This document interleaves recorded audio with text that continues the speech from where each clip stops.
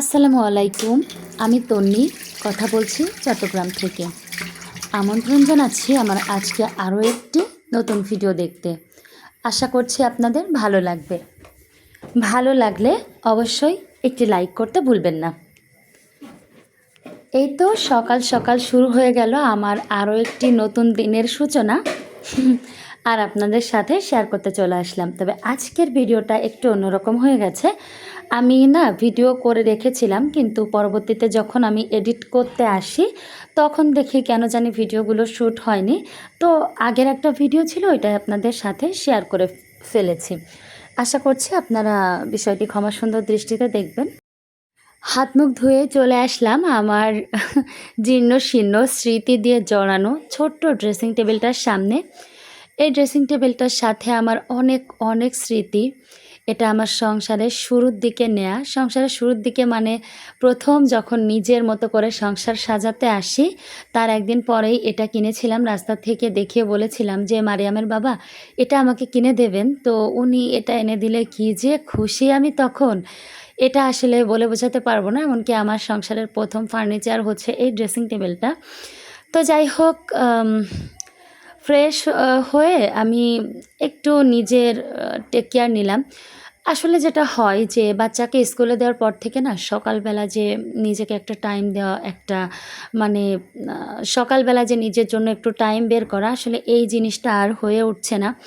তো আমি ভেবেছি যে ছুটি যেদিন যেদিন থাকবে, আমার যতই কাজের প্রেশার থাকুক, আমি নিজেকে অন্তত আধ ঘন্টা হলেও টাইম দিব। কারণ এটা আসলে মানসিক হেলথের জন্য অনেক বেশি ভালো।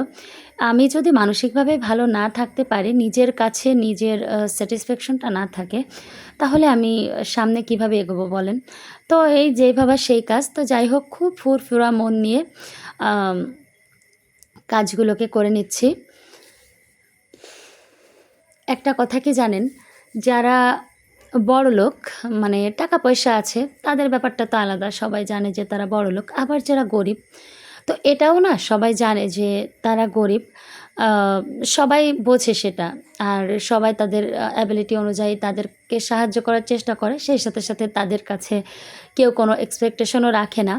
যত জ্বালা হয়েছে আসলে মধ্যবিত্তদের, এরা আসলে না পারে বলতে, না পারে সহ্য করতে। আ মধ্যবিত্তর কাতারে আমরা যারা আছি, আমাদের আসলে খুবই শোচনীয় অবস্থা। মাঝে মাঝে এত বেশি প্যারাতে থাকতে হয়। যেমন আমার হাসব্যান্ড বর্তমানে চট্টগ্রামে আসার পর থেকে ওনার আসলে এত পরিমাণে প্রেশার কোম্পানির। আর উনি যেহেতু ফিন্যান্সে আছে, তো ওনার হিসাব কিতাব মাঝে মাঝে তো পকেট থেকেও বের করা লাগে।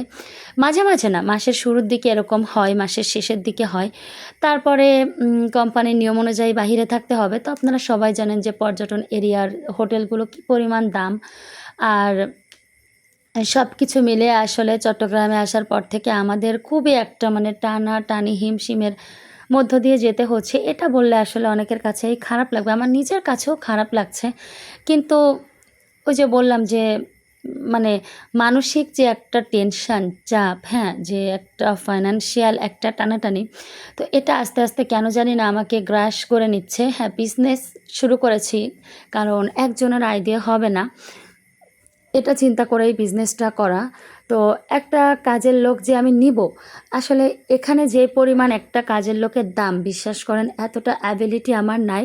হ্যাঁ, ওটা যদি 2K হতো, আ 2.5K হতো বা 3K হতো, মানে আমি এভাবে করে বলছি, তাহলে আমার হয়তোবা পোষাতো। তবে এর থেকেও বেশি, হ্যাঁ, চট্টগ্রামের মানুষ আসলে, যারা চট্টগ্রামে আছেন বা চট্টগ্রাম সম্পর্কে ধারণা রাখেন, তারা বুঝতে পারবেন।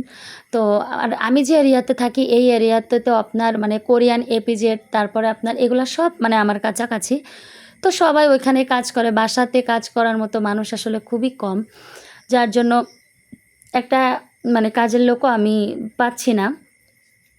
তো আমার আসলে অনেক বেশি কষ্ট হয়ে যাচ্ছে। আর ব্যবসায়ী আপু যারা আছেন তারা তো বুঝবেন।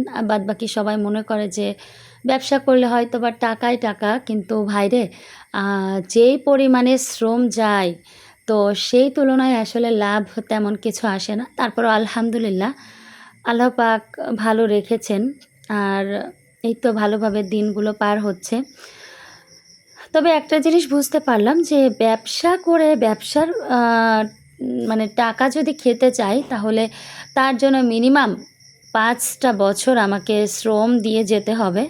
তারপরে হচ্ছে যে আমি হয়তোবা পারবো। এর আগে সম্ভব না।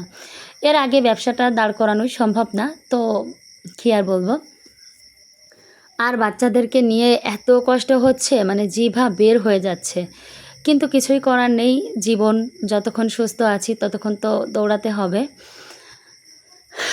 আপুদের উদ্দেশ্যে বলবো, যারাই আমার ভিডিওটা দেখেছেন বা দেখছেন, সবাইকে বলবো যে আপনারা তো কেনাকাটা করেনই। যদি অনলাইনে কেনাকাটা করে থাকেন তো আমার থেকে আপনারা অল্প কিছু হলেও কেনাকাটা করে দেখতে পারবেন।